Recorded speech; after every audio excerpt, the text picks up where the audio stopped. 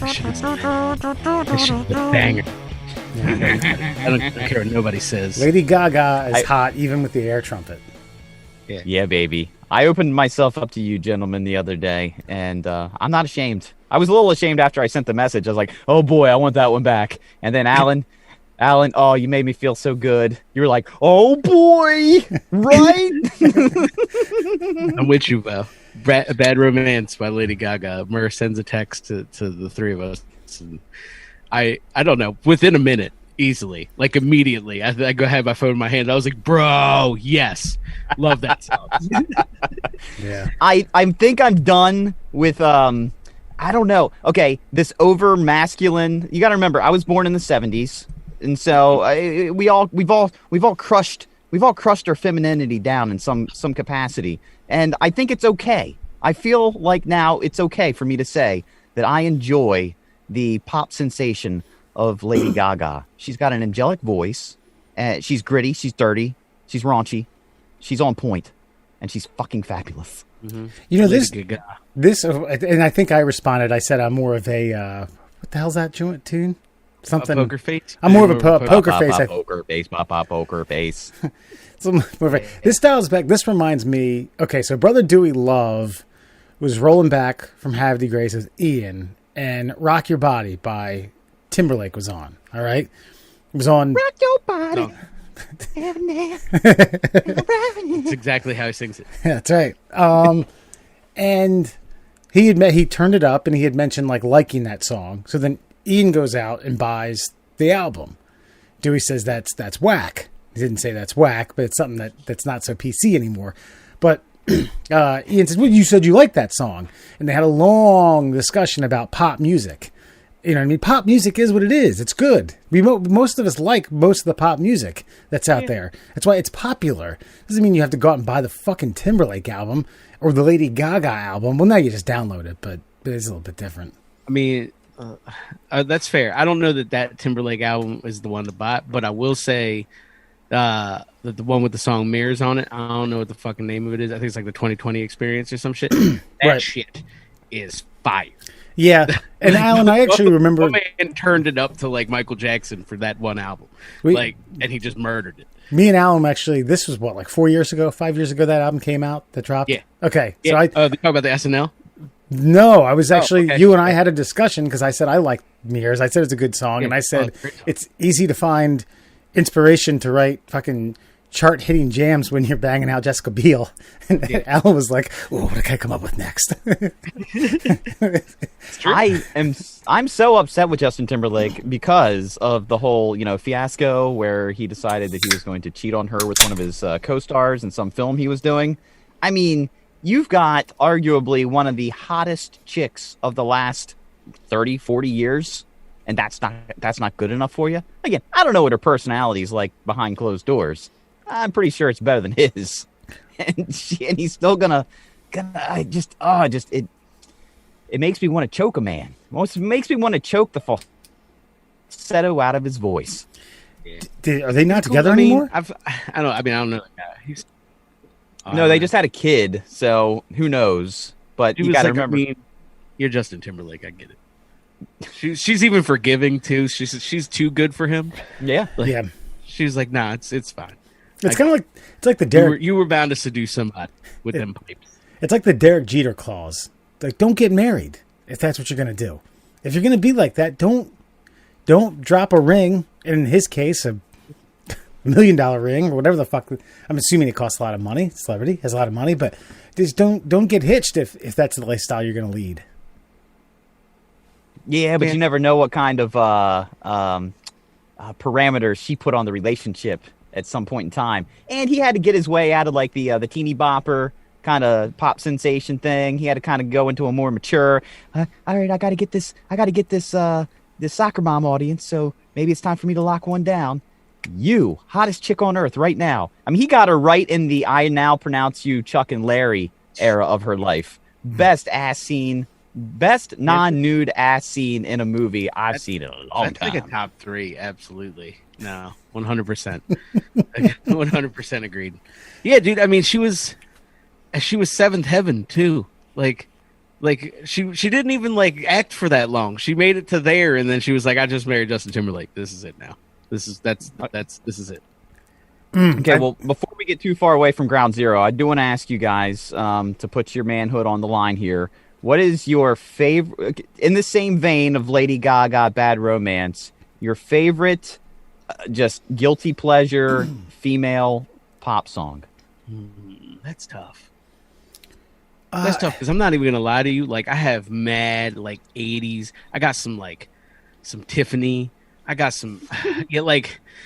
I'm a music guy, man. Like, so I will, and Wes can tell you, out on the golf course, I have the speaker going.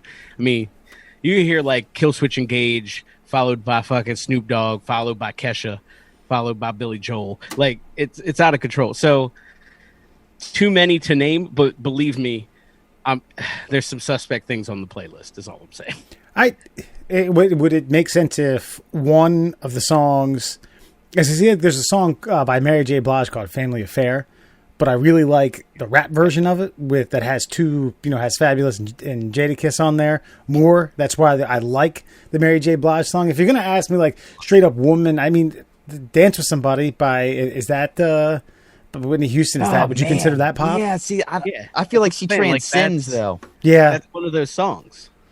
Yeah. Okay, I'll give you one of mine. This is my guiltiest. And I guess I'm kind of looking for the more music you shouldn't like at your age. Okay. And I'm going, I think one of my favorites in that department that hits all the boxes is Miley Cyrus's Party in the USA. Oh, yeah. That song knocks, man. I used to get all drunk and just get down to it. I would put it on like touch tunes and random bars. So my wife bought me a pocket watch. Because I wear a 3-piece suit, so I always got a vest. So I rock a pocket watch because I'm fucking ignorant, and I'd have to be flashy like that. And so she got me a pocket man. Thank you. So she got me a pocket watch, and engraved on it says "Party in the USA." Woo! My love for Party in the USA. That's what I'm saying. I have too many, man. I'm just looking at the playlist like shit. You can give me like 5 Katy Perry songs. It's on. Yeah. It's on and popping. Would you consider Rihanna? Like, would you put her? Because she did a song early on in her career. It's called SOS. That's a fucking jam that I really like. Mm-hmm. But see, I feel like she's too gritty. The reason I picked the Miley Cyrus song for this is because that was still bubblegum pop era of her. Okay. And I know Lady Gaga is she's kind of gritty too. Kelly Clarkson. I like me some Kelly Clarkson. Plenty of Taylor Swift on my playlist. There's plenty. Tay gets the spot. Man. When she did "Shake It Off," there's Blank Space. My jam is her song that I fucks with. Yeah, the same album, baby. But I like her country stuff too, man. She's talented. She's a talented woman. She's very talented. And she's got Sunday Night Football on lock. I mean, she's gonna have that fucking intro for decades now. That's Carrie Underwood. Yeah, the same person, same fucking thing, right? Yeah, they're the same kind of country singer. Kelly Underwood Clarkson. Yeah. Casey. I think they're voting for 2 different parties. Fuck. So hold on. Who is it? Carrie Underwood? Carrie Underwood is Monday Night Football, I think. So, who ruined that song, by the way. Not her fault, I don't think. I think the producers wanted her to go in a different direction. But the Joan Jett version of that song is superior in all ways. And I'm not a big Faith Hill fan, but at least she stayed true to that whole like da da da da da da da da. I don't know what the hell Carrie Underwood's doing besides just having me stare at those delightfully glistening thighs as she dances around the stage. Basically all it is. I feel like they just grease up her thighs and they just shine spotlights on her. They just shine lights and they're like, just dance. Just dance around. It's the same job that Mean Gene Okerlund had when he was spritzing up Hulkster and Macho Man. It's someone else, some grip with grease out of a Folgers can. Hold still. All right, get on out there. Yeah. Speaking of teeny bop shit, all right, we paid tribute on this show now and then, and I don't know if we're going to pay tribute or we're going to. You can call it what you want, But and I get It's probably going to be more like a roast. it's a good call. Like good call. affectionate kudos. Right. Or affectionate ribbing, I think is what it's going to be. To the passing Sorry. of 44-year-old one Dustin Diamond, better known as Samuel Screech Powers on the hit NBC sitcom Saved by the Bell, that had a number of spin-offs. Saved by the Bell College Years, Saved by the Bell I'm a Teacher Now, along with Mr. Belding, Saved by the Bell I'm Not Saved Because the Bell is Rung. The list went on and on. Especially for Screech. That's right. He also made a few adult cinema films, and then went on to Celebrity Fit Club and a few other what D-list celebrities do when they want to get on VH1, etc., etc. Now starring in For Whom the Bell Tolls. Oh, God. 44 years young, man. I'd say that makes me nervous. I know, Murray, you're I'm not saying like that's upon you, but Christ, that's not too far away. 44, lung cancer. It didn't say if he was a smoker or not, but good God, that's scary. I'm going to venture to guess that Screech didn't put the purest of oxygen into his lungs. Gotcha. So, I'm sure it got there with some neglect and some rough treatment of the body. You know what I mean? What I want to say about this is that obviously the character Screech was annoying, but he was lovable to most people. And it comes as a shock to when these kids grow up, and one of the, I don't know what, he had 6 kids, and then a number of others who starred in a handful of shows. But the 6 main characters, one of 6 becomes a bit of a shitbag as a celebrity. And it's like, oh my God, Screech isn't wholesome. And you wonder, like, yeah, that's why he's an actor. He's acting. Screech is a fucking character. Dustin Diamond was a turd butt who made 3 times the amount of money he made on Saved by the Bell in a porno called, I don't even know what it's called. Screech Poops on Your Face. I think that's what it was called. At least that's what he did. Take it to the max, I think is what it was called. Oh, man. Go ahead. And from the tweets of remembrance from all of his castmates, he wasn't well liked, and that sucks. I guess, I don't know. The way it's kind of, this is really selfish in a way. It kind of sucks for the castmates because they're kind of put in this position where they have to say something about this person that they worked with for a certain period of time. But we've all worked with assholes, which, of course, we don't necessarily wish death upon them. But we're not necessarily upset that they're not clocking in for work on Monday morning. All of the contract negotiations that he ruined trying to bring the show back because they wanted to. I mean, even with the new one on Peacock, I think part of the negotiation was they had to mention him even though he wasn't going to be on the show. And they do some sort of thing like, oh, I hope Screech is doing okay up on the International Space Station. Because Screech apparently became an astronaut or something. But he wasn't in the show, but his name was mentioned. And so I think Mario Lopez, he's on that, some E! show, and they did like a 30-second tribute. And it was just like a couple of pictures of Mario with his arm around him like, see you, buddy. Yeah, like, so it's funny that you said Mario specifically, because I just was looking at Twitter just to see what like each of them was saying, and I went to his first, and it's just kind of boilerplate. You know what I mean? It's, Dustin, you will be missed, my man. The fragility of this life is something never to be taken for granted. Prayers for your family will continue on. Just that. Who was that? Who was that? That's Mario Lopez. Oh, okay. All right. Yeah. I was taking a look at everybody else, but I'm pretty sure I saw like Tiffany Amber Thiessen. Is she still Amber Thiessen? Is she just I don't know. Anyway, Kelly Kapowski was like, yeah, Screech, we acted together and stuff. Sorry, you died. You did. Yeah, they were all not really that pressed about it. Well, you wonder if like a publicist or some agent to a few of these people who are still, I don't know, none of them are A-listers. I think what you would consider Mario Lopez a B-lister, and then the rest are scraping together work here and there. But I would say Mario's a C-lister. I'd say they're all C-listers with potential for B-list. Okay, television. I think you could put Mario in a B because like he is kind of like whatever network. He's either on E or fucking something, and like He literally hosts everything that they do. I think So, you're having... he's kind of got like a Seacrest stranglehold on like the E Network or whatever. On basic cable television. Yeah, but there's a lot of shit. Like there's a lot of shit that like housewives and shit just watch.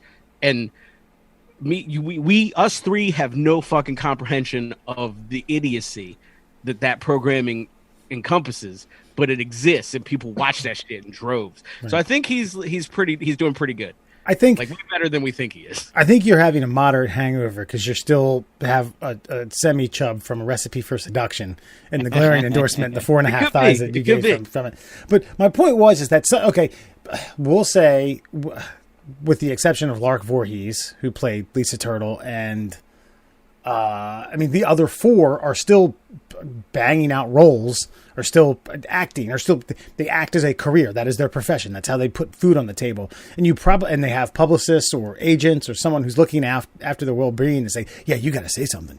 Your old cohort, what made you famous? You have to put out a line. It's like, all right, hey, yes, cool. Yeah. Cool. We spent our formative years together. Adios. I'll see you on the other side. Maybe. I don't know if you're there.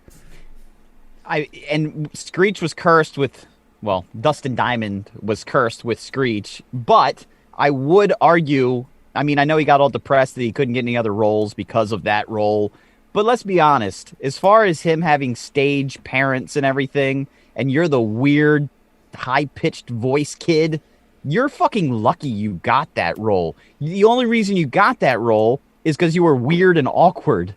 So what other roles did you want to get post-Screech? You got Screech because God typecasted you, not Hollywood. Yeah, that's the point. He's got a good point.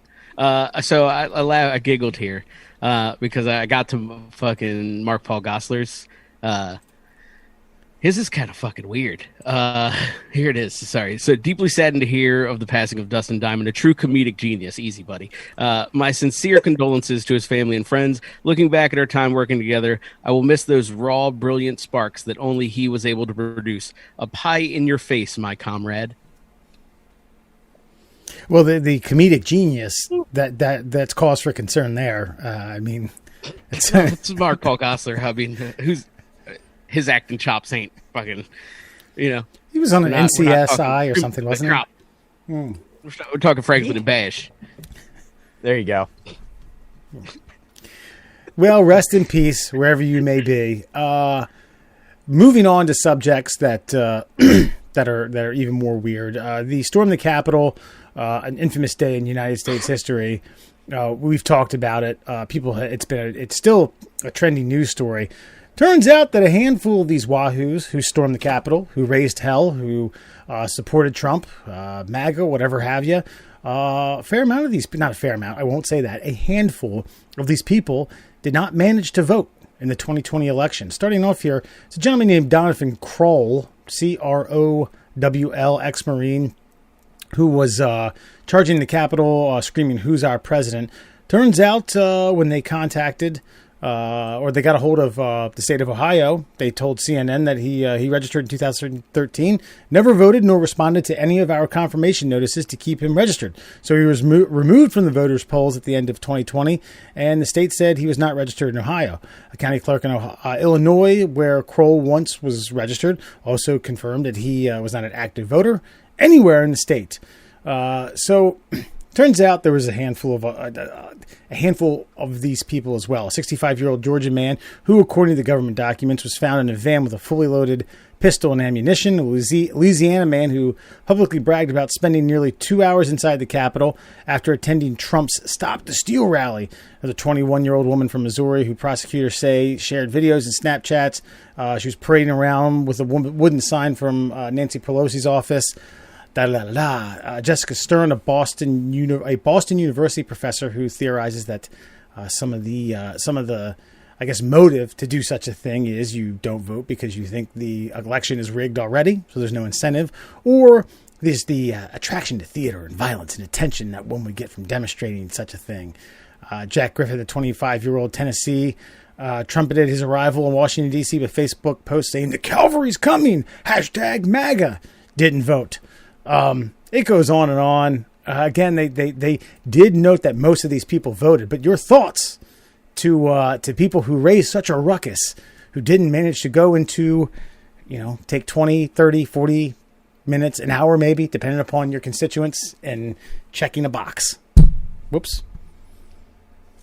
Well, I'll say, first of all, I don't like that they can check to see if you've voted or not, because a lot of times, like I didn't vote for president, and it was like a protest vote because I didn't like the choices. I mean, I did vote for other people on the ballot, but I just didn't vote for president. I don't like that they can check. That's almost unpatriotic there too. It's supposed to be a secret ballot because it's supposed to be a secret, and I think whether you vote or not is part of the secret.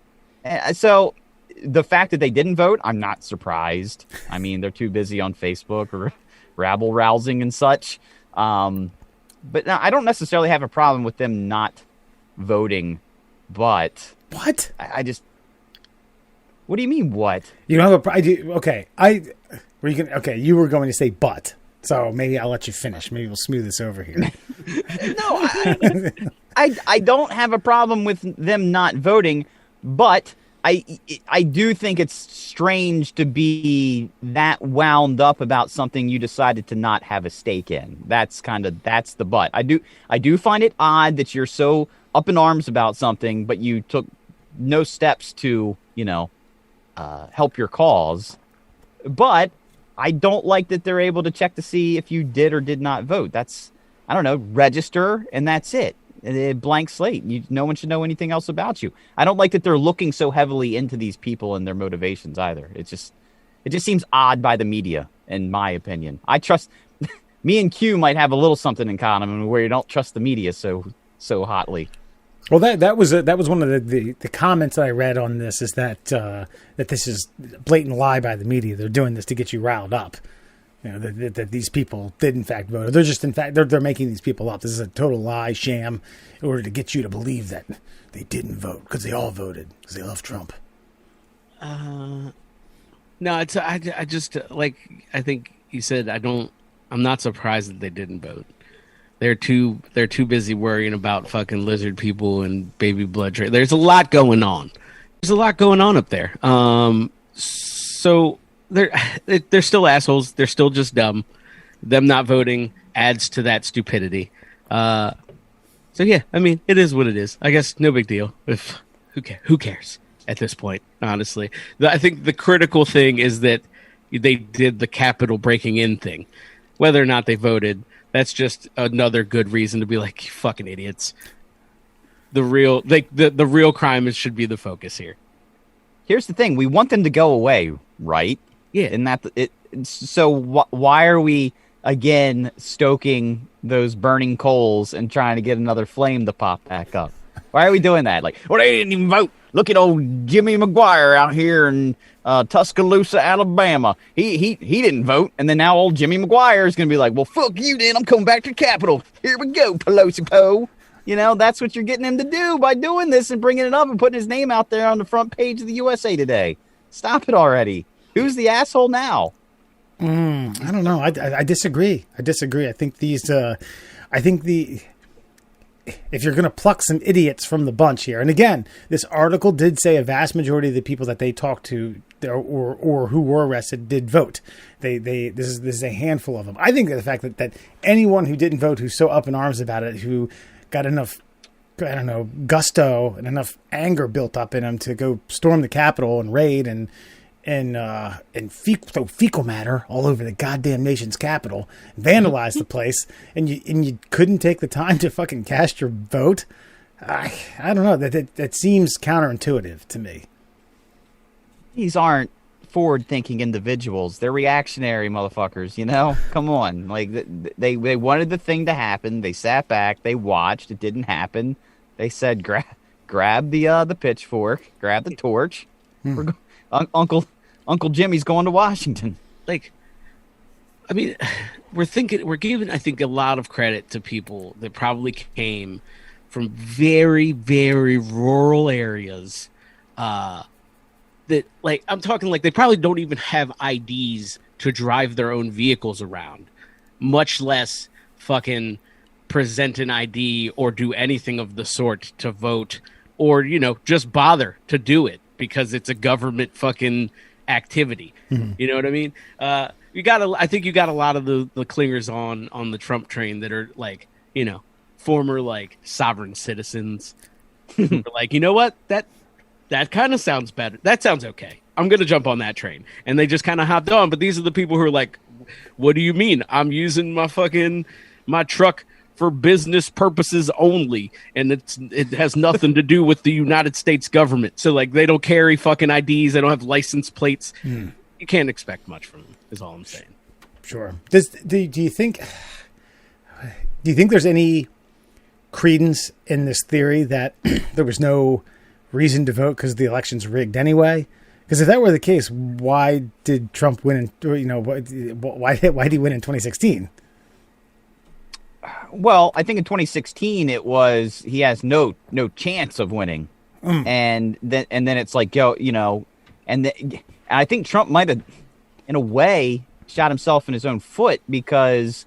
In 2016, it's like, they're going to try to rig the election. We have to make the numbers overwhelming. We need everybody that can breathe to go out and vote. And then they did, and then he won.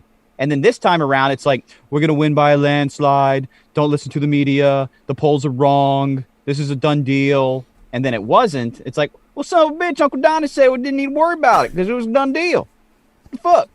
What happened here? Why are your MAGA people fucking super rednecky? Well, ours. Look, man.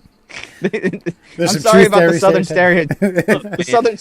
The South lives on in Southern stereotypes. There's some fucking truth in fucking most stereotypes. I don't care.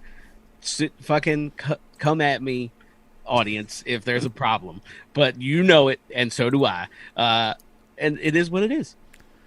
There's something to be said if both of us, both Brown Allen and White Murr, drop into the same fucking accent to describe a group of people.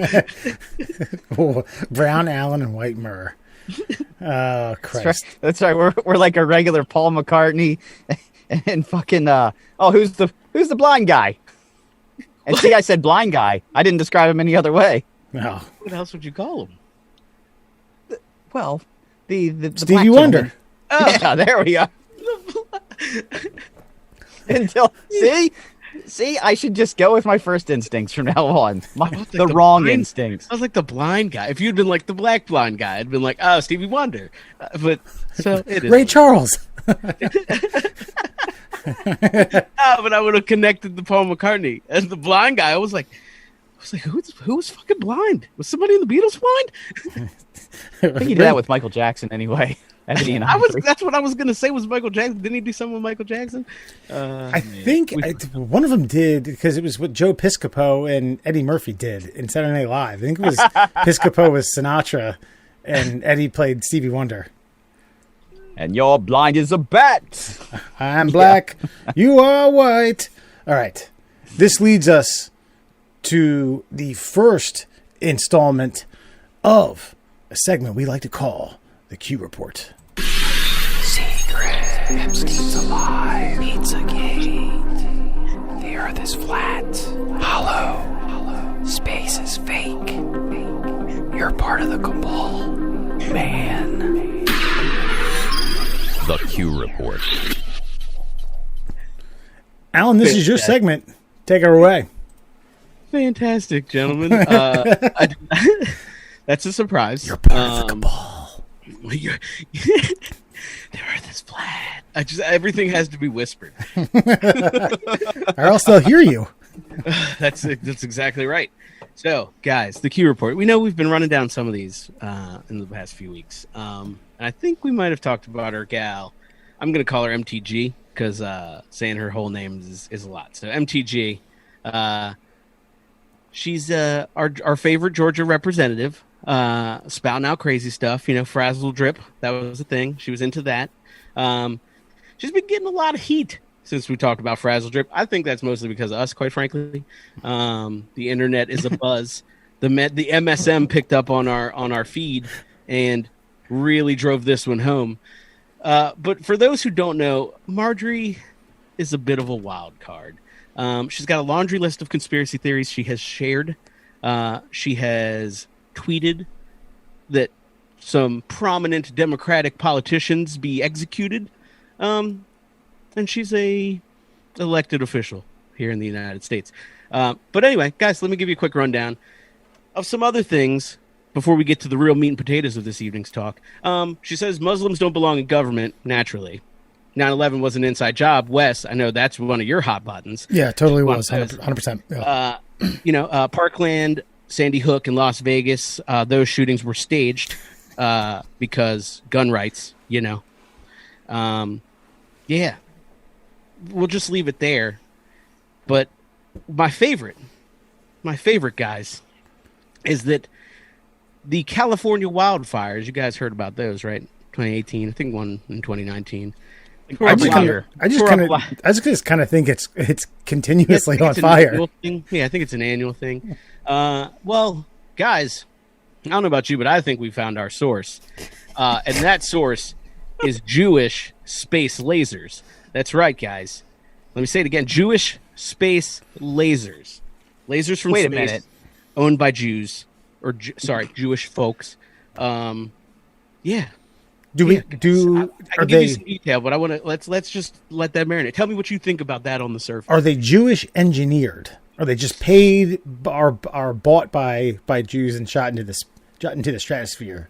I'm going to say that it's probably just financially backed by Jewish people. Okay. I mean, I'm sure there's some like really good Israeli like engineers, but I'm going to say they probably outsourced. They're good with their money. They know what they're doing. Right.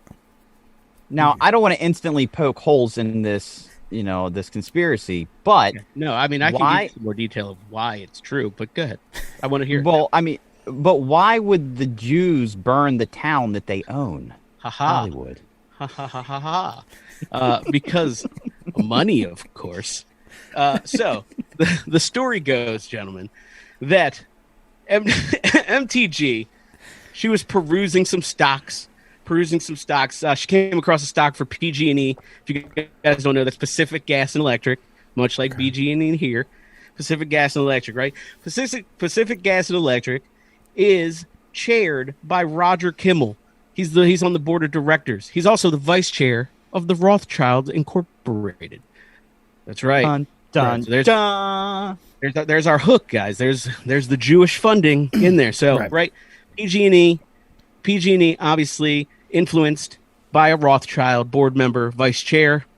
We keep going down the hole, right? So the Rothschilds and PG&E, have made some deals making sure that Governor Jerry Brown is protecting PG&E in that investment.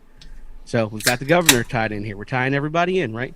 So PG&E donating to Governor Jerry Brown. Governor Jerry Brown protected PG&E being funded by the Rothschilds, of course, all behind the scenes, right? Good with that. Let's get to, I don't know if she's a representative or a senator, Dianne Feinstein, I think is her name.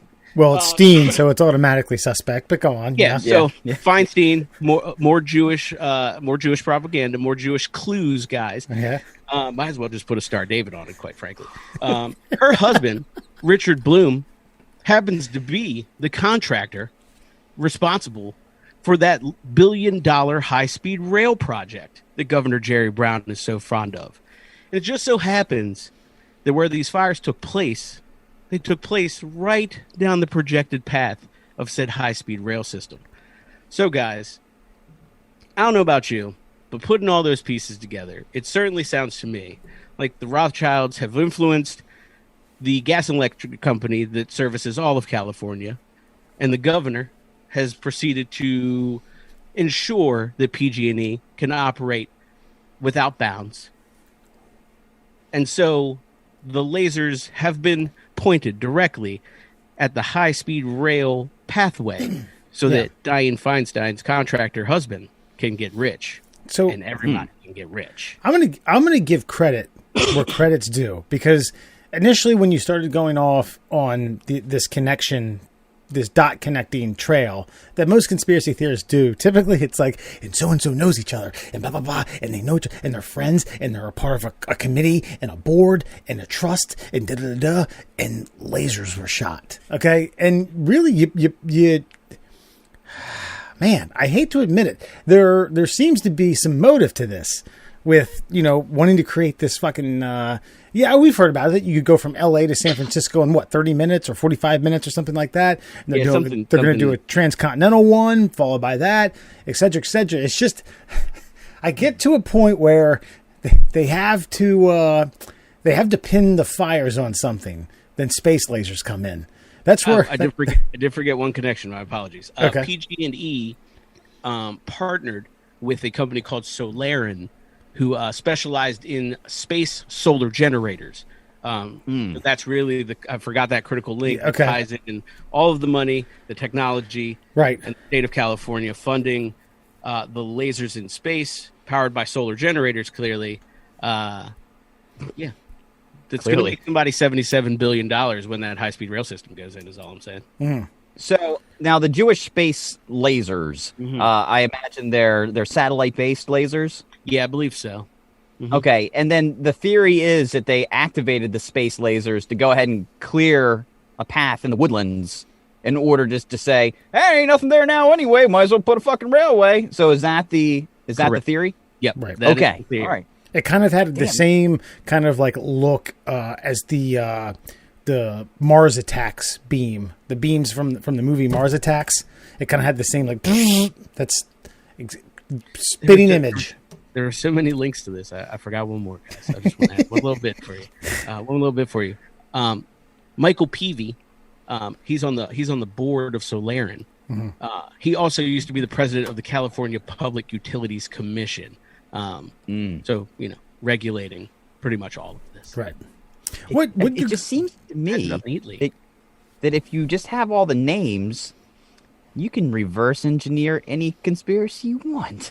Basically.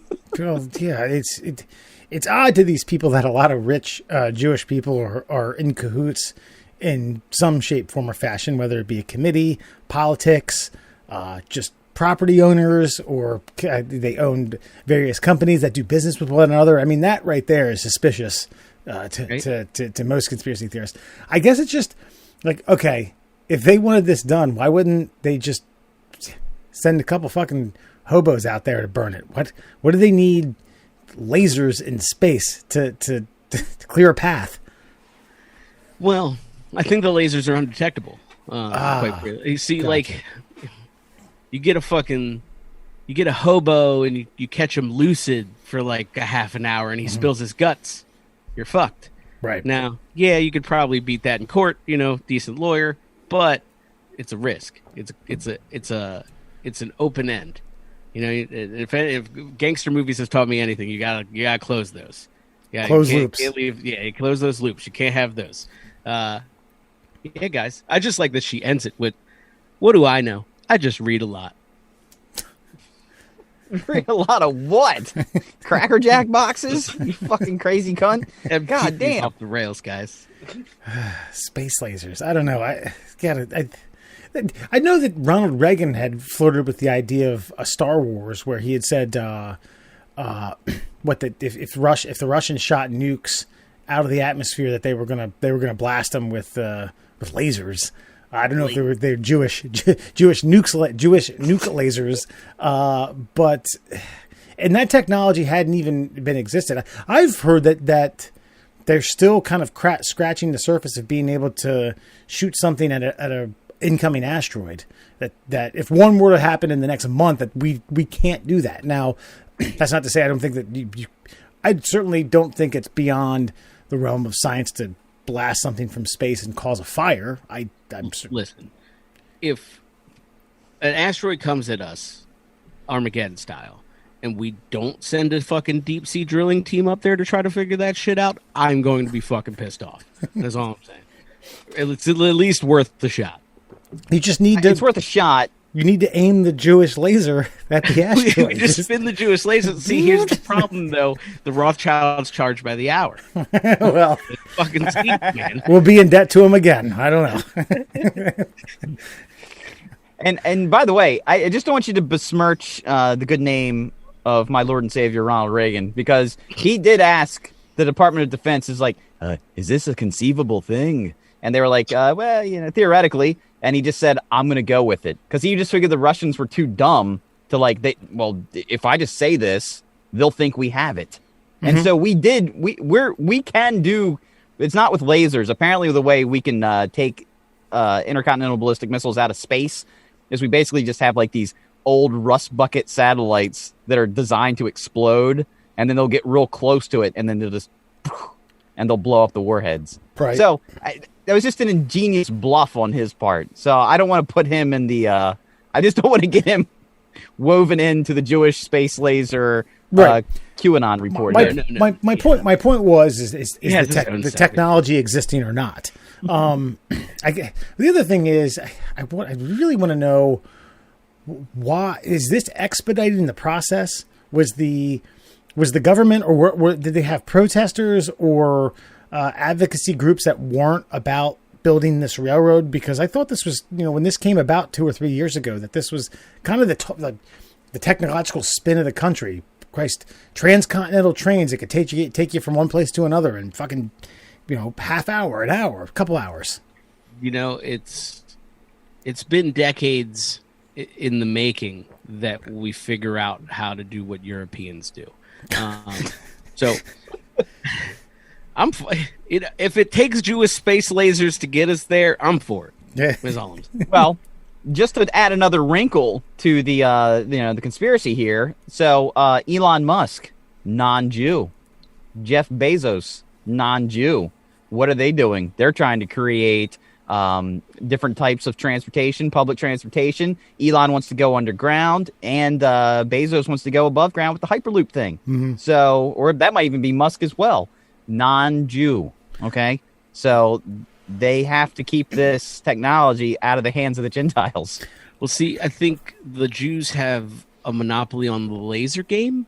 But what you're talking about is more like levitation, magnetic fields and such, which is a totally different engineering field, I'm pretty sure. So, yeah. There's room for everyone is all I'm saying. And that leads me to, because you say the Jews have a monopoly on the laser game, and me and Dewey theorized, and this came about when we were trying to figure out Easy Pass technology. And basically, it just is beyond us. So we summed it up as lasers were involved. And then we said if you throw lasers on the end of anything, it makes it feasible. So I think in MJG's case, I don't know where the fires came from, lasers. Mars attacks. Well, she does say that, hold on, there was just people standing around. I don't know. She didn't really give a good description, but she said some people said they saw some blue lights and flashes. Mm-hmm. So, because blue is not a color that fire burns. Now, I do have to say, I think the lasers theory that you're coming up with, Wes, kind of holds water, because my optometrist, Jewish. What's he specialize in? LASIK eye surgery. What does LASIK specialize in?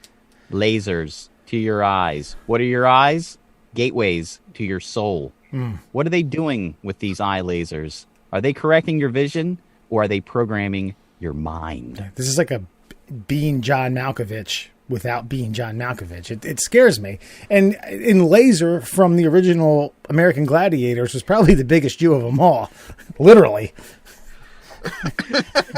All right, what's next on the Q report? The Q report. Sorry, I'm lost. I think it had something to do with bed bugs on the moon. Oh, that was not a Q. That's not so much Q, but we now, can put it that's on the actually Q report. Now that's actually something that I added to the mix here, because Alan was talking about the Jewish space laser, and I wasn't aware of how up to speed the Israelis and the Jews were with space travel and space technologies. And apparently, I don't know how long ago this was. 2 years ago, I think. Let's see. An Israeli spacecraft that crashed on the moon during a recent attempt at a soft landing had thousands of Earthlings aboard.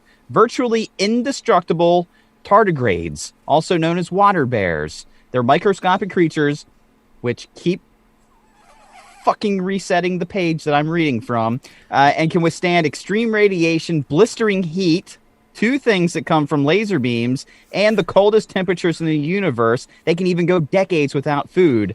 Likely made it out alive, according to an American organization who is actually investigating this. So apparently, the pristine surface of the moon, non-life bearing up to this point, is now teeming with tardigrades. And the Israelis are responsible. They're seeding their own genetically modified life on an exoplanet, so to speak. Can I say, did anyone know what a tardigrade was before reading this article, or before? Am I the minority in this thing here? I didn't know they were called water bears, and I've seen that picture of them where Sure. where they look like a me dust in a bad mite hangover. on steroids. Yeah. But no, and I've heard Joe Rogan talk about tardigrades like a billion times when he brings up how robust certain life forms are. Okay, so these things are now on the moon, and they're likely going to procreate in a microscopic form and live on the moon's surface for the foreseeable future. I mean, Yes. yeah, I would assume. I don't know. It always fascinates me when countries like Israel, they try to do a soft landing on the moon with no humans on it, and it's like you kind of just realize countries grow at their own pace. Like we're American, so you just put it out of your mind, and then you're like, oh, look at them, they developed rocketry. It's like Good job. It's like 40 years too late. We're done. We're done. 40, pushing 50. Yeah, more than that. But so sorry, I paused. But yeah, I think it's clever. I think it stinks of the Rothschilds as well. So yeah, I think we're all fucked. I think Israel is now the moon, and there are Jewish fucking water bears. Settlers. How exactly are we all fucked? These microscopic things are going to do what? Fuck up the moon's gravitational pull? When do you plan on getting living organisms that represent our country to the moon, Wes? Because right now, Israel's got some, and we don't. We could plant a flag there, though. Yeah, but, I mean, these guys could tear it down. Nah. We don't know what the moon conditions would do to them. What if this is a fucking horrific experiment gone wrong, and we shoot these things up there, and they grow to the size of fucking Volkswagens? Then that was going to be my point. Now there's no atmosphere up there, so there's all sorts of radiations that we're not exposed to here on Earth. Mm-hmm. They can survive anything. So who knows if this doesn't cause them to evolve? And maybe the Israeli scientists know exactly what kind of radiation they're dealing with up here, and they know what's going to happen to the tardigrade. Oops, we spilled our little bucket full of microscopic organisms that shouldn't have been on the fucking spacecraft in the first place. My bad. Oh, Jacob, what'd you do with your big vat of tardigrades? Oh, you put it on our rocket. Whoopsie daisy. Excuse me. Guess we better. I think that's Guess we better. Jakob, bro. Guess we better fire the retrograde rockets before. Oh, it hit. My bad. Exactly like that. Has anyone seen my fecal toast sloth semen? Oh, went up in the ship. Damn it.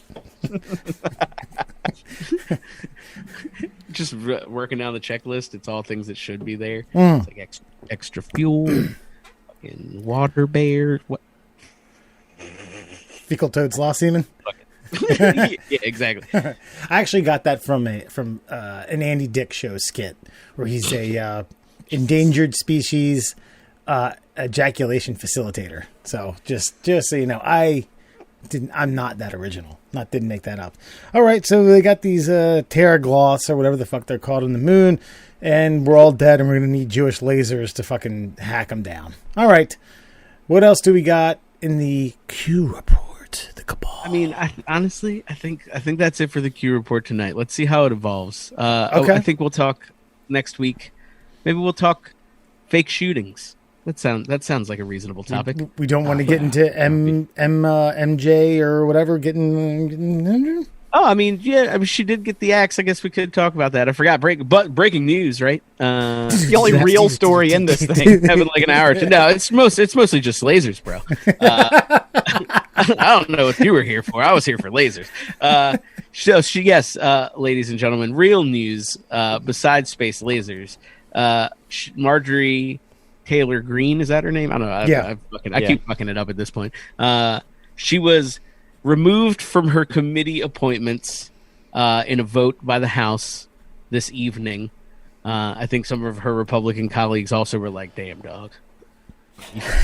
Not enough of them, in my opinion. I think like 11 or 10 or something. But it was 11. But look, and bottom line is, in politics, it's like, are my constituents gonna tar and feather me if I do this? And it's like, hey Jimmy, you can vote yes, right? Yeah, okay, yeah, let's just fucking do that. Let's get this bitch off these committees. Yeah, like a perfect example is yesterday the Republican Party was talking about their third most powerful person in Congress, and talking about repercussions for her voting to impeach Donald Trump.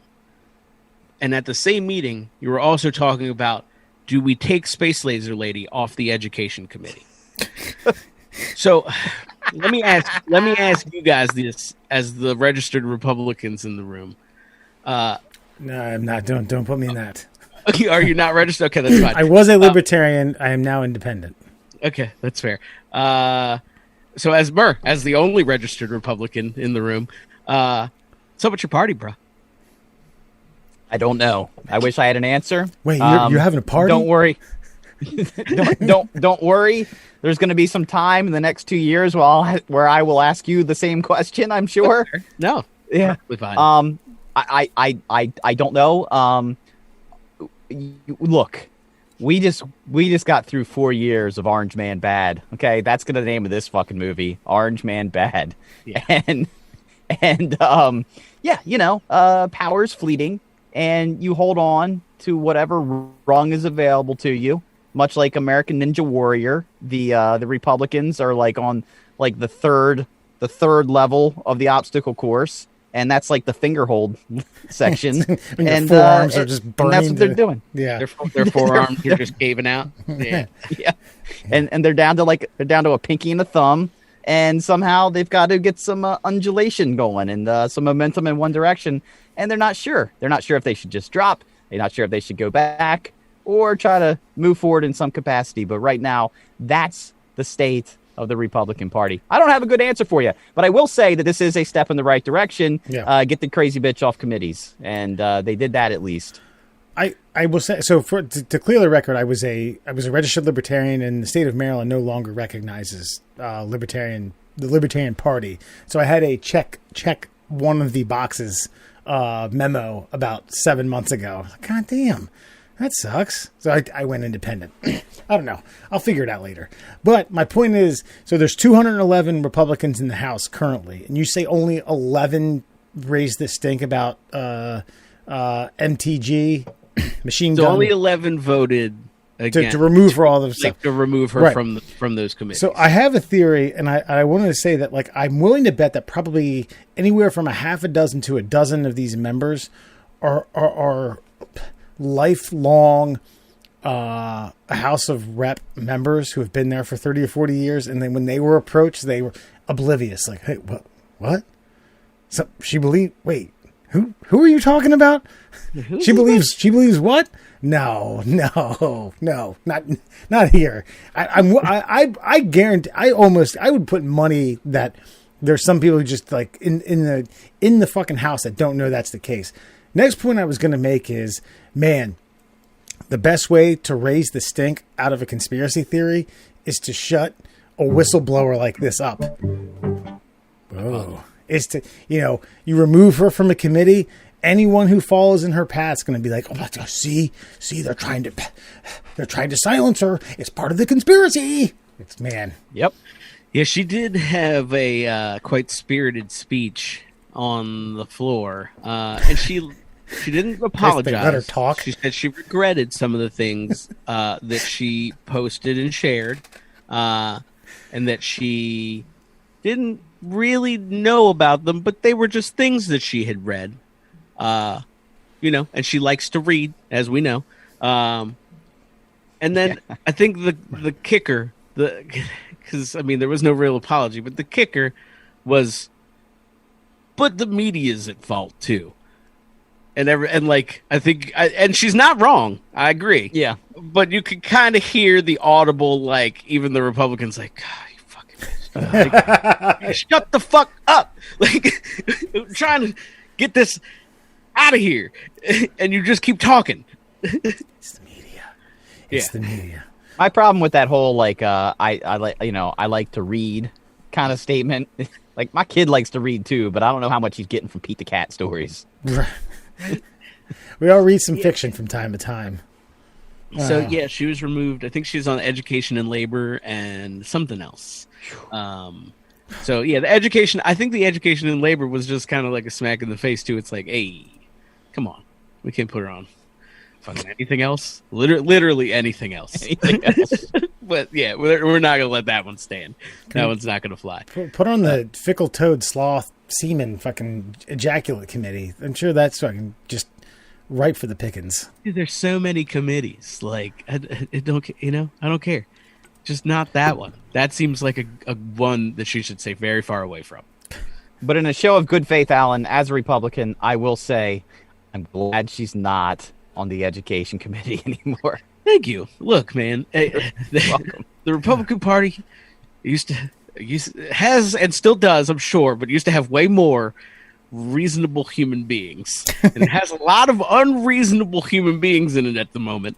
And so when it's good for you, a reasonable one, to point out, hey, we're still here, and we're not fucking weird, and we don't believe in Jewish space lasers and frazzle drip. Hey, don't put words in my mouth. Well, ladies and gentlemen, that is the first installment of the Q Report. Epstein's alive. Pizza game. The Earth is flat. Hollow. Space is fake. You're part of the cabal. Man. The Q Report.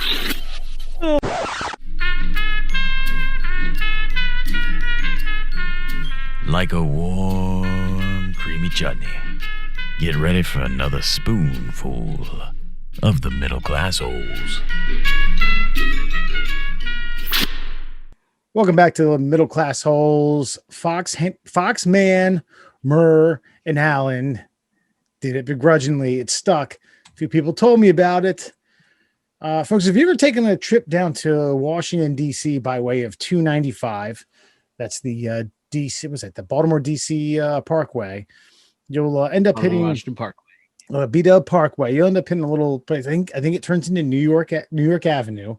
You'll come across the little strip, right, kind of just outside of the heart of D.C., known as Dave Thomas Circle. It's a Wendy's that hits a traffic triangle. Apparently the city's going to pay, and I don't know, it doesn't say who they're going to pay. Oh, excuse me, the property owner, $13.1 million, as plans to demo the Wendy's to improve the city's one of the city's most dangerous intersections, with literally flowing traffic, bike lanes, 3 new parks. Almost every Washingtonian has their own Dave Thomas Circle horror story. I know I've had my own when leaving a couple of my friends' house. Murr, I don't know if you're familiar with it, but it's weird. I saw a friend of mine post this, and he was kind of bummed out. No. I knew it because when I left DC on a Saturday or Sunday morning after being relatively hungover, partying at this guy's house, I'd make a pit stop there and get a couple junior bacon cheeseburgers for my 35 to 40 minute ride home. Just get myself back up to ground zero. But God, $13.1 million just for being a nuisance. I mean, that's a hell of a pay. That's a good payout. Yo, it's the biggest fucking nuisance in the world. That goes like straight to the franchise owner. Like Wendy's. I mean, does Wendy's get like their 10% cut of that or some shit? I don't think so. Let me see here. I think Wendy's got their fucking franchise fee, and like they get a little cut of the profits for that the business makes. But I think if my man owns the land, he owns the land. That reminds me of the The movie Batteries Not Included. I don't know if you guys remember this fine feature film. It is a Spielberg flick. It's where the little aliens come down and they look like toy robots. And, to show their generosity, they fix small things around this one apartment building that these thugs are trying to demo so that they can put up their own strip mall. But all of the residents there are holdouts, and they continuously are beaten or have bricks thrown through their windows and such. I feel like this guy is the last holdout of the Batteries Not Included movie treatment here, and he finally got his payday, $13.1 million. That's awesome, and especially because it is an inner city fast food restaurant, which I avoid at all costs. This is okay. Here you go, Alan. I know you like, ooh, look at me, the brown man on the show, but as a white man in an inner city franchise, I have fears. That's fair. And so, I mean, I'm okay. I mean, look, good for this guy. I'm glad they're burning down yet another fast food restaurant in an inner city area. Think they're Jewish space lasering this thing, but what I wanted to say is that I feel like it's funny because people who commented on this, it's almost embedded in some Washingtonians' DNA. And they're sad to see it go, even though it caused so much heartache for a lot of these people. I mean, it's a bit of a catch-22. I don't know. It's bittersweet. Yeah, that thing caused fucking hours and hours of my day and my ride home or my ride out of that area.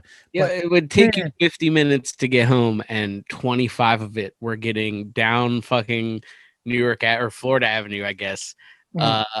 And around that back onto New York Avenue to go home. Yeah. It was the worst. And it still is the worst. I have to go buy it like a couple times a month for work. Well, if you guys, I don't know if you guys are on the champion side of this or not, but just know how bad your commute's going to be for the next 10 years as they demolish this thing and then bring in every fucking gold rush piece of construction equipment to go in there and take their sweet ass bureaucratic government $13.1 million time to build your new intersection / strip mall that's going to be fucking defunct in another 5 years. So here's the only thing I will say about that is that right at that little spot, they have started to put up fucking, like, not just started, but there have been and are coming more like A-class apartment buildings, like your Bazzutos and your fucking like very nice DC apartment buildings. So I have a feeling they'll work that shit out quick, because you can't be charging motherfuckers $5,000 a month for 900 square feet in DC if the traffic's all jacked up that bad. Yeah. So yeah, I think they'll. You'd be surprised at how quick they knock this out, so that the fucking high rent district can continue to roll in the high rents. Yeah. Dave Thomas has been dead since 2000. All right. Take that shit out of here. Get it somewhere else. Take that shit to Virginia where it belongs. But it was a clutch in your Baco. Now, is there any like, I don't know, like direct path to Dave Thomas, or was it just because it was in the nation's capital that they named it after him? Like, this isn't like the original Wendy's or anything, is it? No, but it's been there. It's been there for quite some time.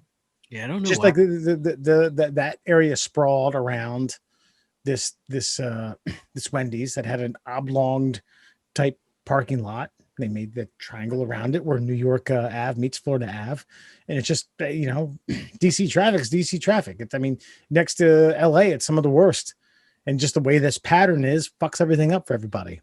Yeah, it's fucking terrible. But so it's in the way. Who cares? Just demolish it. I mean, this guy got a good payday. No, screw your nostalgia. It's just the same way I always talk about how I miss Roy Rogers at the Northeast Shopping Plaza, and all it had was a fucking shitty, a shitty salad bar and bad food. And I visit the Walmart that's now there far more than I ever visited that Roy Rogers. It's just, in 10 years, you're just gonna be like, hey, remember that Roy Rogers? It was sitting right there. As you speed by at 70 miles an hour, you're not gonna care anymore. No, I don't need it to stay. I'm with tearing it down. Like, it does kind of suck, but man, that place is like a fucking a Bermuda Triangle of fucking just bad traffic. Like a fucking 18-wheeler always breaks down. Like everything's one way, except everything doesn't go in the direction that it's supposed to go. Like if that makes everything is like circled around itself. Right. It's the worst. And the traffic lights don't coincide with one another. You end up like waiting to make a left-hand turn onto what will eventually turn into 295. Meanwhile, it's backed up because this is stuck and and then you're looking at Wendy's the entire time. Like, damn, I could go for a bacon. I could go for something. Go for a chili with all that cut up hamburger in it. Their chili is the best. Fucking so good. Wendy's chili, y'all. Murray, you had a good story about very stubborn gentleman who ate what, fucking 50 kilos of fucking oranges? It was 30 kilos, which hold on, let me do the math because I know the conversion rate. It's 2.2. So let's see, 30 kilos. Okay, times 2.2. That's 66 pounds, folks. 66 pounds. Now, the reason I wanted to talk about this so much is because it's for men. And of course it's for men, because it's always men. And I liked this story because it just reminded me of the illogic of my own father, and I'm sure every father across America. But these are Chinamen. I just had to figure out how to get in there. 4 minute China. Railroads. Terrible. So apparently they're regretting the decision that they made because they had 30 kilos of oranges that for some reason they were taking to the airport, and they didn't want to pay the excess baggage fee to bring the fruits on board the airplane. So rather than just throw them out or give them away, they made the decision to eat all 66 pounds of the oranges. Quote, "We just stood there and ate the whole thing. It took about 20 to 30 minutes," one of the four said. "We never want to have any oranges again," because apparently they are now riddled with mouth sores and ulcers from all the citric acid. The story's boring beyond that. It's just the fact that four men decided we don't want to pay 300 yen to get onto an airplane with our fruit. So rather than just get rid of the fruit, we're going to eat all the fruit because they don't want to quote unquote waste the fruit. It's just such a stupid man brain thing to do, because now they're regretting the decision to eat all of the oranges. They don't have any more oranges. And the only other thing they could have done to save themselves pain is just get rid of the fucking oranges. Yeah. And I remember going to restaurants with my dad and maybe not eating everything and be like, "Oh, you gotta finish that." "Well, but I'm done." "Yeah, but I paid for all of it." "Yes, but now I'm satisfied. I'm satisfied with your purchase. Though the plate has things on it, I have finished eating all of the things that I wanted off of the plate." "Yeah, but there's still stuff on the plate. We're going to need that plate empty before we move on with life." What a dick. So they spent half hour of their life to eat 66 fucking pounds of oranges. So what's that come down to? Like 21 pounds? 21 pounds of oranges each. No, you said it was 4 guys or 3? 56? 4. 4. So it's like, it's 15 times 4 is 60. So it's, you do the math. It's like 16.5. Yeah. Well, apparently I couldn't do the math, and that's why we're talking about it. Right. Either way, 16 and a half pounds of oranges is a lot of oranges. Okay. So let's just say, in theory, that they broke this up individually, or broke this up evenly amongst the 4 guys, right? It's like, okay, we got a pile of oranges. You all are taking these, we're going to split these up equally amongst the 4 of us to travel with. Like, what have you never been on a fucking plane before? You got a carry-on, a check-on, your toiletries, clothing, something to read, and then where is it like, hey, yeah, I'm gonna need 16 pounds of oranges to get to my destination. What are they trying to fight off scurvy? Are they trying to blast more vitamin C into their system because they're going to somewhere there might be COVID? What the fuck possesses a man or human to do that? everywhere there's COVID. And yes, vitamin C does flush your body with certain antioxidant properties that will allow you to survive the virus. These men are their own personal heroes trying to stave off one of the worst catastrophes that we've seen in 106 years, Wesley. How can you blame them? Right. You just throw it. Not throw a- medical advice from the middle class holes. Just need to put that in there. What's that? It's not a device. That is not medical advice from the middle class holes. Just so Right. everyone knows. Ladies and gentlemen, if you're traveling for 3 or more days, 16 pounds of oranges should be the trick.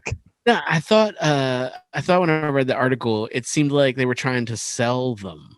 I think Oh, so. Like they bought them like super cheap because like I even recall like their quote. I don't know. I don't know where the original link was. I got to scroll back through, but I'm fairly certain it was like, yeah, the guy was like, well, it's going to cost us $300 to ship them, and we only paid $50 for them. So why would I fucking do that? Because I think they were trying to like mesh bag on the side of a highway some oranges, which fair.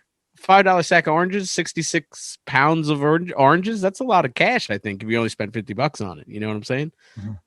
Yeah, but couldn't you just charge $1 an orange and just make your money back before you got on the plane? And that would probably take you all of 2 minutes in an airport. Like, hey, I got a fresh orange, $1. Yeah, that's true. I don't know. Maybe they can't do that at that airport. Maybe, yeah, They're maybe under a time it was crunch. like, No Well, solicitation. apparently you can saddle up to the old food court with 66 pounds of oranges on a table and shuck them and eat them. I like to think it was in a giant wooden crate, like that artifacts come out of. You know what I'm talking about? Like you need a crowbar to open it.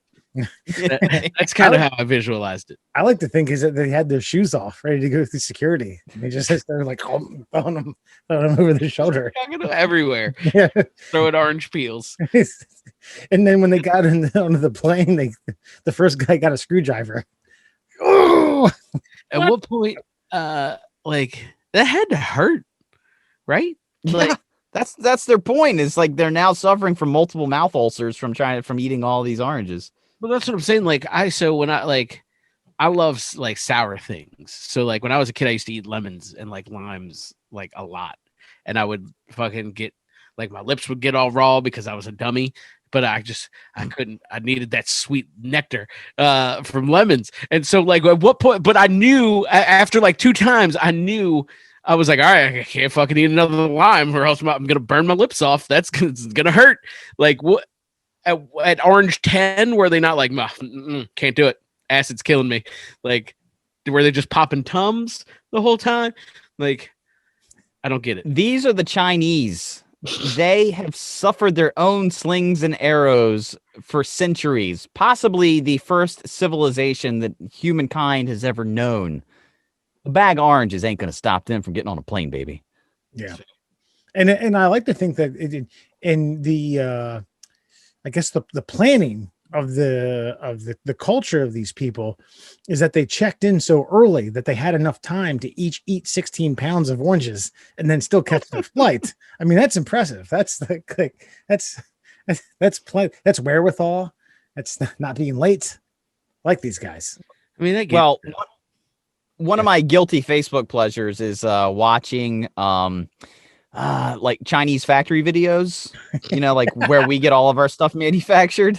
Okay, yeah, go. And I mean, interesting. okay, well, these guys are wearing flip-flops made out of Dasani water bottles, and they're squatting on a floor, and they're making bicycle parts out of machines that look like they're made out of bicycle parts. And they're banging out like spoked wheels, like 30 a minute. So I'm pretty sure they can shuck an orange, at a rather rapid pace. I mock the Chinese, but I respect them. Yeah, I'm not questioning their efficiency at all. I'm just saying, like, I agree with you ultimately, Mer. Like, this is definitely one of those things where you just like a man can't let it go. Yeah, let it go. You know what I mean? Like, I did the same thing when me and Kelly were dating. I ordered a third beer and I had a big meal, and I refused. This was still when I was still lush too. So like I refused to let that beer just sit on the table. So I smashed it down, and I made it out to the passenger side of the car and vomited all of my food up. And I was like, all right, better now. Like, I wasn't drunk. I just stuffed it way too much, and body was like, nope, get it out immediately. I'd like to point out that the person he's talking about, they're happily married now. Oh, So my wife. that's the woman he eventually, like, proposed to. She said yes. They've been married for years. And notice, like I said, I walked to the passenger side because I had already been like, oh, Gentlemen, this isn't going well. You're going to need to drive. That's a keeper right there, baby. All over so she was like, really, dude? You spent like $40 on dinner. Gone. Make out. You gonna finish that? It still looked like it was on the plate. And by the way, is there a Wendy's around here? I'd like a Frosty. There was one right next door, as a matter of fact. by the way, that's when I knew that I had officially made it to semi-mature adulthood. Is I was already like 3 sheets to the wind. There was half a beer in my hand. And I'm like, man, I probably shouldn't finish this. And then I remember thinking, I can afford another one. And I let it go. It was so hard. It was like a child with a balloon. Like, you can't take that on the plane. Just let it go. Release the string. It'll be okay. You can get another balloon. You can get another one. That's a thing. When I read that story about these guys, well, no, actually, I lied because they didn't read that story because I asked why they brought them on, and then now you corrected me because you read it and sent to try to sell them. I just lied to everyone, so I didn't want to sit here and sell myself to be more than I am. But Grace, I caught myself in a lie that I don't remember my point. I think my point was that like that these men were so proud that they just like, they couldn't. I would have just said, fuck it. There you go. It's your problem now. You throw them away. I can't bring this on. Here's you find a crowbar to open the giant wooden crate. Sick. Yours now. Your problem. Sayonara. Going to the bar. Gonna get tipsy. Gonna put on a 0.20 before I get 30,000 feet and higher. This reminds me of a story I heard recently. It was Conan O'Brien's assistant. She was going to Disneyland, and they had a whole bunch of edibles, like in a tin. She's amazing. Yeah, Sona. Yeah. And she was trying to bring them in to Disneyland, and they were like Altoid mints, but they were THC Altoid mints. And so they were like, "Oh, you can't bring those in here." And she's like, "Oh, okay." And she went to throw them away. Like, "Well, you can't throw them away here either." And so then she like slowly opens the lid and tries to start eating them. Like, "Well, you can't eat them." She's like, "What do you want me to do with them?" And it's just I guarantee that's one of the problems they found at the airport. Yeah, well, you can't throw them away. Okay, we can't take them on the plane. Okay. And so then maybe that was their last option, was to just consume them. Because it was like, no, you're not just leaving those here. Like, you have to go fucking figure something to do with them. Yeah, that's probably true. Pussy. And by the way, her story was that they just shoved all the mints in their mouth and then threw away the empty container and then rolled on into Disneyland tripping nuts. He makes fun of her for that shit all the time. Like, there's a bit where they talk to HR, and he gets on her about always forgetting to do shit. He's like, yeah, because she's always stoned. She's always eating her chewy galooies, and he names them like fucking a million different things, and she's just dying. And HR's like, Jesus Christ, like, I'm actually an HR rep. We should not be talking about this. But you're Conan O'Brien, so it's okay. Chewy galooey. By the way, I think they're actually going to HBO. The Conan show is done on TBS, and that should make Conan O'Brien possibly the next most amazing talk show host in history, because they will now be able to be adults and use curse words. Yep. I take it. Post-COVID, Conan coming to HBO. He'll be after Bill Maher. Does Bill Maher still do a show? I think so. Yeah, he still does a show, but Conan's going to be on HBO Max, which is going to probably tip the scales and actually make that a decent subscription service. Yeah, much unlike Peacock. Ooh. Fucking useless. Yeah, right. NBC. Fuck you. With that being said, we're going to bypass the second break. We're just going to go straight to Mur's favorite segment, Let us have it. It's not just my favorite segment. It's your favorite segment. It's time for your favorite 3 questions of the week. My friends, it's officially time for 3 and Out. And 3 and Out, of course, being brought to you by the Shin Splints Recovery Group. Why? Because you got shin splints and you need to recover. So head on over to Facebook and type in Shin Splints Recovery Group. If you haven't liked and followed them yet, do it now. You can see the pathetic story of individuals much like yourself suffering from a very easy ailment to recover from with time and rest. But find them, the Shin Splints Recovery Group on Facebook. Did you have something to add? Yeah, I want to point out that I told the creators of the Shin Splints Recovery Group that they need to create another recovery group, something that I'm suffering from as we speak, turf toe. They said no. They told me to go fuck myself. So I'm turf toeless. I'm going to give you turf toeless in Baltimore. It's my new romance.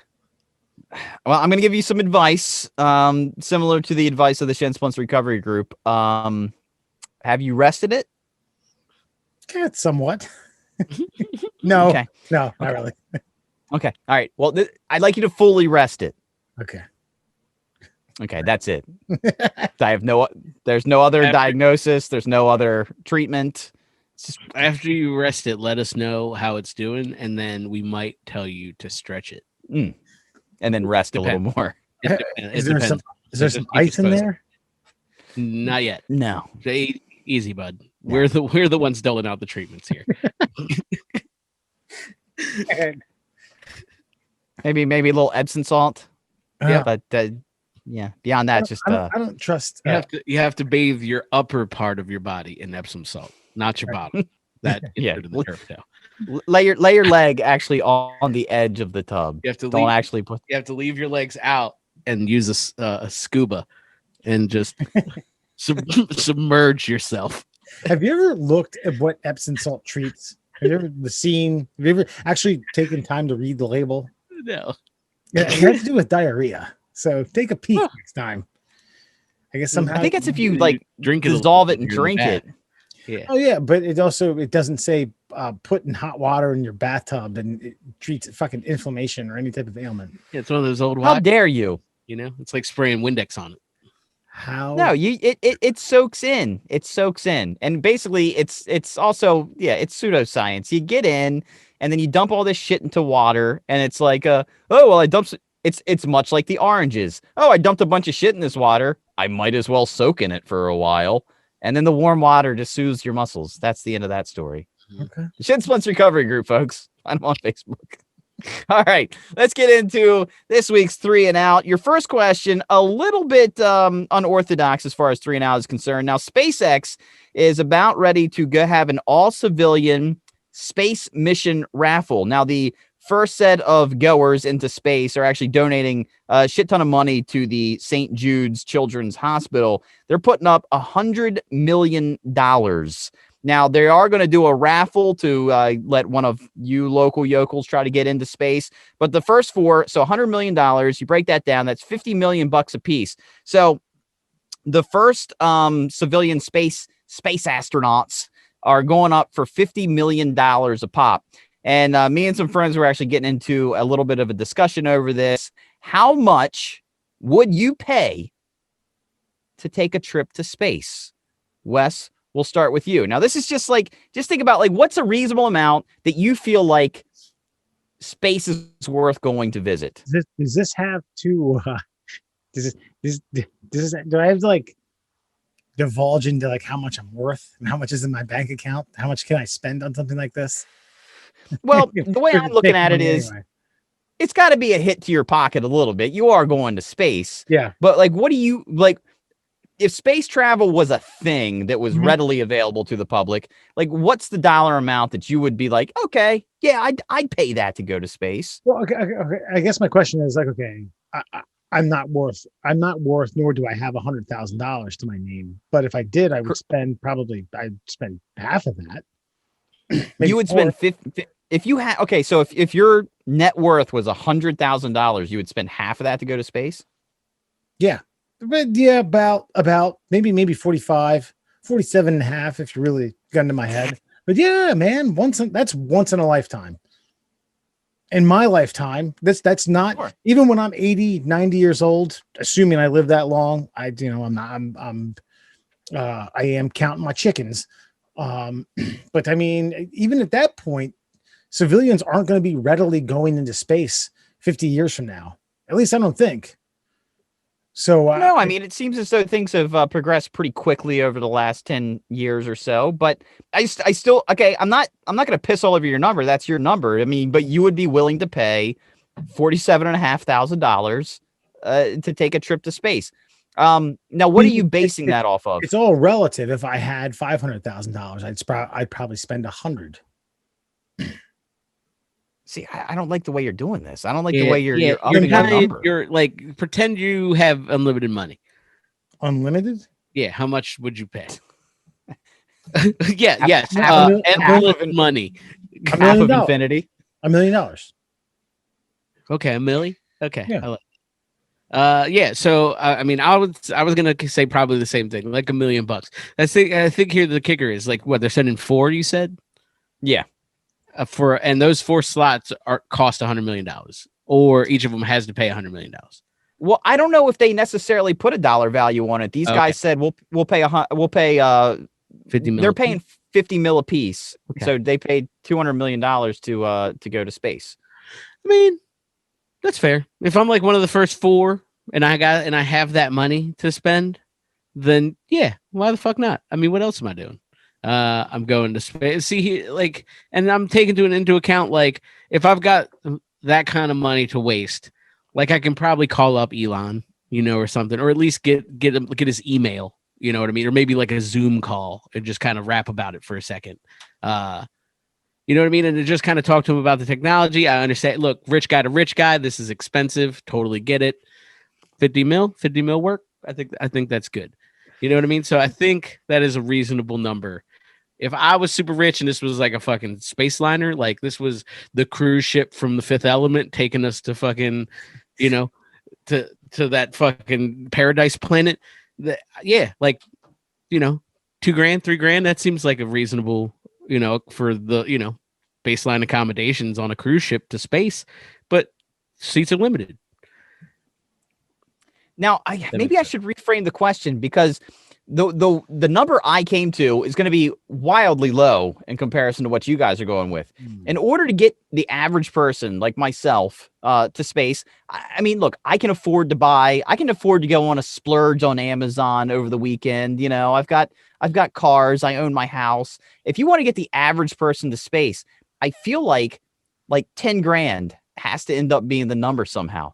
I feel like I'd be willing to blow $10,000 on once in a lifetime fun feels like the number. Like, if I wanted to go on an African safari and they're like, all right, well, all amenities included, and it costs you $10,000, I'm like, all right, that sounds reasonable.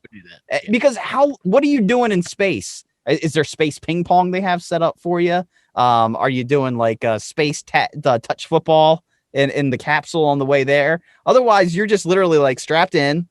And I imagine the view for the first 30 seconds is just awe-inspiring.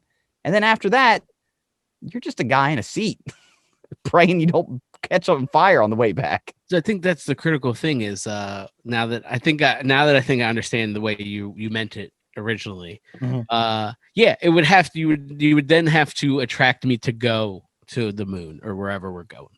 Like, what's there? You know what I mean? Like you said, is there ping pong? Bed bugs that have been.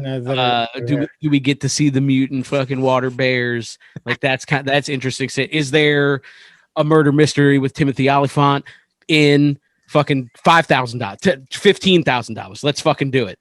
Well, listen, don't sell yourself short. On your way there, you get to see Jewish space lasers that are shooting stuff down at Earth. Yeah. I feel like 10 G's, to the lay person is a fair amount. If it was an African safari to the moon, I would pay $10,000. Like, if I would, yes, I would do that.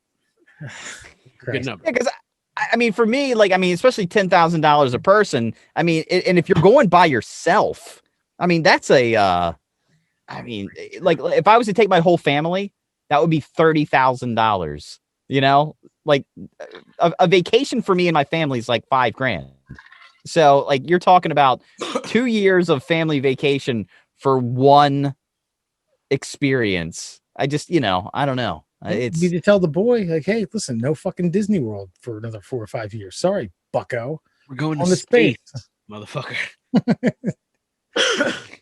all right. Question number 2 in tonight's 3 and Out. Alan, we will start with you. If someone created a bar or a cafe with just your tastes in mind, what would it look like? What would it look like? Think about the things that would be served, the types of food, the drinks and cocktails, the ambiance, the music.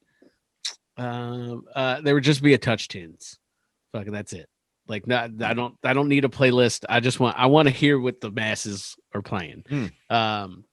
And then every now and then I'll fucking like Rickroll them or something from my phone. Yeah, so definitely a touch tunes because it's always my favorite. There would definitely be a karaoke night on one of those on like a fucking Wednesday too. Nothing good. It wouldn't be on like Friday or anything like that. That makes too much sense. It's definitely a little divey. Craft beers, tap preferably. I'm not a can guy really. And then food wise, it would just basically be a fucking deli. It's just mad sandwiches, like 60 sandwiches, fucking cold cuts. You can get burgers, lots of stuff cooked on flat tops. It's a really odd bar. But I'm a sandwich guy. Crispy French fries, maybe some assorted salads, potato, cucumber, things of that nature. Yeah, I think that's what it would be like.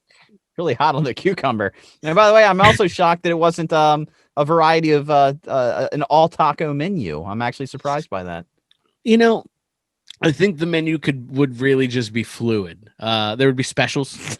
It's karaoke night only is the taco. So karaoke is on Tuesdays. Perfect. I like it. No, I think it's a fluid menu. Like, so I worked at Murray, you don't know this, I don't think, or I don't know if we've talked about it, but I worked at a deli when I was finishing up at UMBC in Catonsville, and it was me and one of my best friends, and we were delivery drivers, but we also worked at the counter. And we worked for some Koreans, so we were basically allowed to be ignorant as shit. And we were. So I really enjoyed that. There was good food. We came up with specials. We put like an entire Reuben on top of a half-pound burger and sold it as a special. It was fucking delicious. Things of that nature. So I would like to have that food aspect where we get to experiment and things change, but dive bar karaoke for the ambiance. Very nice. I have a feeling we're all going to have a very similar looking bar. Wes, what do you got? So I'm all about a full wraparound bar, cheer style, with bench seating around that, with some tables and some high tops in between. Always, high top seating to me is 4 to 3 chairs around a high top, or you can move some of those around and people can stand. Always a big fan of some free bar edibles, whether it be like some sort of trail mix, Fritos, popcorn, things of that nature. Music, it's got to be either a DJ or some sort of just loop of literally like 1989 to 1998, just jam rap music. And I don't give a fuck if you don't like it. Get the fuck out of my place.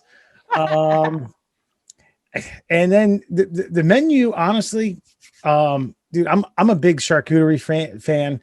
It's going to be a la carte cracker, meat or meats, pickle, and then any other type of pepper, jalapeno, just anything to put on top of that, and then a mustard, and that'll be that. I'll go a soup. I'll do like a French onion. I'll do a chili, but outside of that, I'm not gonna expel a lot of effort in the kitchen. And then Yeah, the tap's probably going to be, I don't know, 6 to 8 beers rotating. You have a stout, you have an ale, you have a light, you have 2 IPAs, and you have something local, maybe 2 or 3 things local. And then you have some guy behind the bar that's a dickhead like Mike Yanko, who just tells you to go fuck yourself if things ain't going your way. Yeah. And then a Keno machine. I want a Keno machine up there Oh yeah, that's good. for something or otherwise. So Either Keno or horse races. yeah, Video horse races. that's right. Yeah, and I'll do maybe once a month I'll do some sort of customer night where we can do a chili cook-off or a Pinewood Derby or something like that. Pinewood Derby's good. I did forget that mine would have a full-length shuffleboard in it. Yes. Yeah. Yes. I'm more of a darts guy, but I think if the That's fair. room's there, a shuffleboard's nice. Yeah. Something to get people. You got to get the blood flowing. You got to get people. You know what I mean? If you sit at that fucking bar stool for too long, it just gets dreary. You got to get, like you said. Yeah. Yeah. Like I said, besides the rap music, Wes, I think we're all going to have very similar bar scenes here. I would have like a Jack FM. You have the charcuterie too? No, I don't even know what charcuterie is. It's basically like cut up meats, cheeses. Typically you'll have a few other exotic things. They're just deli platters on fucking fancy pieces of wood. Yeah. It's okay. All right. It's a white people thing. Well, and I don't understand it. See? I thought you were white. Now I like the simplicity of your foods. Okay. Originally, I was thinking that I wanted to do like a cheeseburger bar where we sold nothing but cheeseburgers. But I do feel, I think, Wes, you said a couple of things. I don't want any buffoonery going on behind the scenes in the kitchen. So I had this other idea. And I don't know how many times you guys have watched this on the Travel Channel, but they go around to the different county fairs and they study the fair food. It's all fried food. So I would just have like 7 or 8 industrial fryers in the back, and I would call my bar Apps. And the only thing that would be on the menu is appetizers. We're talking about like fried strawberries, fried Oreos, fried butter, fried butter. We would have just anything fried chocolate bacon. Is that butter fried butter? Butter fried butter, baby. You fry the butter, you pull it out, you dip it in more butter, pancake batter, more butter. Done. Delicious. And then everything would be flash fried in under 30 seconds. Foods would just be popping out the back. But I do like that, like Wes said, the blood flowing. I want a dartboard. I want a pool table. I want a shuffleboard table. I want the axe throwing thing takes up way too much space. So I just don't think liability, need insurance, all that shit. Yeah. So all the peripheral games need mega touches at every single bar stool.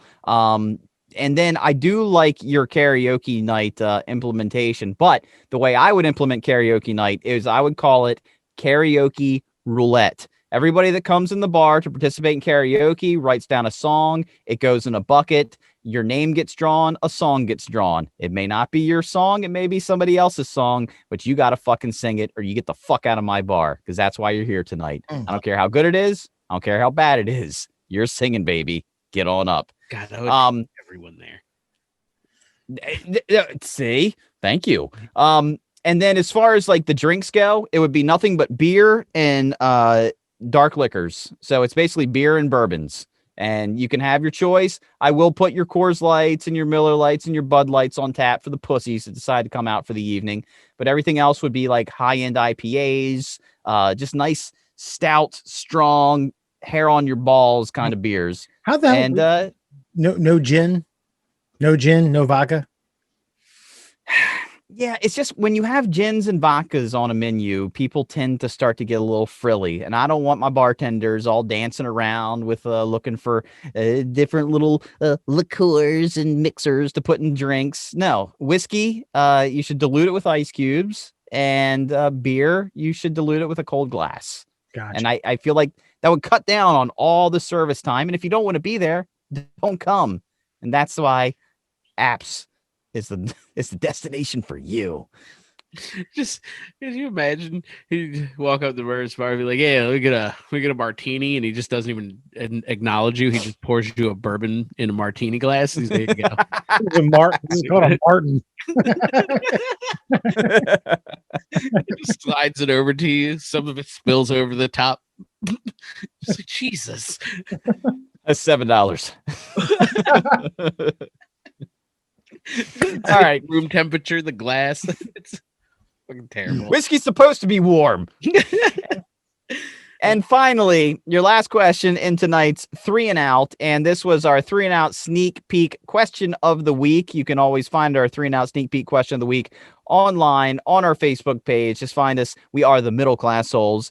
If you could choose a nickname and have people call you that nickname with complete seriousness, no matter how ridiculous the nickname is, what nickname would you choose? Oh man! And Alan. Oh, Alan looks confused. So we'll start with you, Wes. I don't have one. It's just okay. So the way I first thought about this is like it's got to be something self-promoting, even if it doesn't really coincide with something that Monster Dick. Okay, yeah, that makes sense. Not really, but okay. Or you say like things like Slick or I don't know, Balla. I don't know if any of those really apply. He hate me. I just think it would. I think when I was thinking about it long and hard today, long and hard, like the monster dick that I am, I thought that it was really funny if people would just call me Salami Sandwich. I just thought that would be that would really set the tone. Like, hey, Salami Sandwich, listen, we got some things going on today. Salami Sandwich, and my boys seeing me for the first time in a month. Salami Sandwich, yeah, baby. Now, Alan, just for some inspiration, you see, I put myself in, like I was in line with like a nefarious gang and I was being interrogated by a detective. And what would be the most hilarious thing for them to have to keep calling me under these circumstances? You mean like you're under questioning? Yeah. Salami Sandwich. It applies still. Exactly. No, that's why I know. And it's funny because Wes, mine is also food related. All right. Well, see, here's the thing is I've had a couple of nicknames. Like my brothers called me, like my actual brothers, like that are related to me, used to call me something when I was younger, and they still do for the most part, which I didn't mind. And then the fraternity has called me fucking one thing for the most part, pretty much since before I got in. So I've kind of had 2 of these already. So my brothers used to call me Poonie. And that was because I guess I looked like a little fucking teddy bear, all chubby and shit when I was little. And I had a Winnie the Pooh doll that I was like obsessed with. So Poonie stuck. It's cute. It's lame. But it's lame. The fraternity guys all called me Hamster or Hamstar because I've said, fuck y'all. I'm not doing Hamster. I'm doing Hamstar. Had to fucking own that a little bit because y'all ruined me. Which I kind of owned because that's like my Xbox, that's my PlayStation gamer tag, I'm pretty sure. Like Hamstar is pretty good. So I don't know that I would recreate the wheel here. I think I landed on one by accident that I would just carry on into, like, sure. Could I go by Mandingo and then show up and be 5'4"? Yeah, absolutely. You know what I mean? That's fucking classic. You know what I mean? But I think Hamstar is mine, and I'm gonna take it, and I'm gonna own it, and I'm gonna still keep it, and that's what it will be. The Hamstar, as a matter of fact, I added the as well. The Hamstar. Yeah. Okay. Well, mine, it's stupid, but I'm gonna go with it any which way because I just imagine somebody, like let's say, oh come on, who's the Machete? Who's the big Mexican guy? What was his name? Danny Trejo. Danny Trejo. I could just imagine like a Danny Trejo type character bursting through a door, ready to slash my face because I took his girl, and he just comes in and he's like, "Cookie fingers, Come with me. Or being under the lights of a detective's, in the interrogation room. Mr. Cookie Fingers, where were you last night? So I'm going with Cookie Fingers. I mean, I like them both, guys. You guys do better than me. I don't. I have nothing. Because Salami Sandwich said you were hanging out with Hamstar down on the docks. Salami Sandwich said he saw you there, Cookie Fingers. Yeah, I could see Ice-T like yelling at you in an SVU room. So you got Ice-T, Salami Sandwich, Hamstar, and Cookie Fingers. Yeah. So let me ask you this: where did the Jewish lasers come in? I want to know now. Cookie Fingers. What happened to those Ice-T memes? Oh, they were so good. And that, my friends, is this week's 3 and Out. All right, Alan, where can you find us? Oh, we're on the social medias. We're on Instagram and Twitter at MDL Classholes. You can find us on Facebook at The Middle Classholes, and you can find us on Spotify, Apple Podcasts. There it is, and Google Podcasts as The Middle Classholes. So I'd like to point out, if you follow a former, or I don't know if she's former or current LPGA golfer, Paige Saperniak, 2.9 million Instagram followers. She's doing a free raffle now that you could play around with her. She Now, golfs like that, in those outfits. Wait, did you space that out properly? Can you play around with her or play a round with her? 18 holes. And I just want to play one. 2 if there's foreplay. Listen, this is Alan. I hope we're following her, because there's 3 of us. It'll be a foursome golf, that is. And Murray, you're not much of a golfer, but you're a world-class bullshitter, and I think that you could come up with a reason, sniffle, sniffle, cough, cough, or, hey, my wife's dying. I need to attend to her, and I can't come in today. I mean, you're down if that happens, right? Yeah, sure. Absolutely. We figure that out. Yeah, she's a babe. Yeah, Jesus, so man. I watched these. They're a barstool show. Foreplay Golf is what it's called, but Okay. FORE. So they did a scramble. It was like her and 2 other broads, and they're all like college golf. I think the 2 other ones were college golfers, and her, and then the 4 dudes from Barstool who have this show, and they played a scramble. And it's pretty fantastic. She would kill us. She would whoop our asses, almost definitely. But totally worth it, it appears. Oh yeah. Well, listen, make a point. Follow her on Instagram. Maybe we'll luck out. Maybe maybe things will happen. All right.